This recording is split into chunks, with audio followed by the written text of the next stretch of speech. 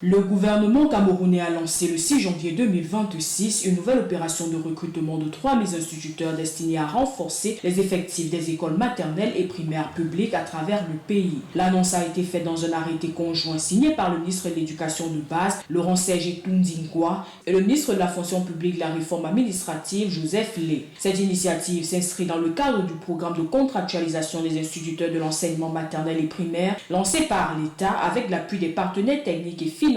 afin de combler le déficit criant d'enseignants, notamment dans les zones les plus défavorisées. Le pays compte plus de 120 000 enseignants du primaire, mais de nombreux postes restent vacants ou occupés sans statut définitif. Selon le texte de l'arrêté, les candidats devront passer les épreuves écrites prévues pour le samedi 14 février 2026 dans les centres régionaux de composition. Le recrutement se fera en fonction des besoins des écoles répertoriées comme nécessiteuses, ce qui signifie que chaque postulant choisira au moment de son dépôt de dossier l'établissement dans lequel il souhaite être affecté. Pour être éligible, les candidats doivent être titulaires du certificat d'aptitude pédagogique des instituteurs de l'enseignement maternel et primaire, CAPIEM, délivré au plus tard en 2020 et avoir au plus 40 ans au 31 décembre 2025. Outre l'aspect quantitatif du recrutement, certaines voix issues de la société civile et d'organisations éducatives ont souligné l'importance d'intégrer davantage d'enseignants spécialisés, notamment pour répondre aux besoins de l'éducation inclusive dans les écoles où des élèves à besoins éducatifs spécifiques sont scolarisés.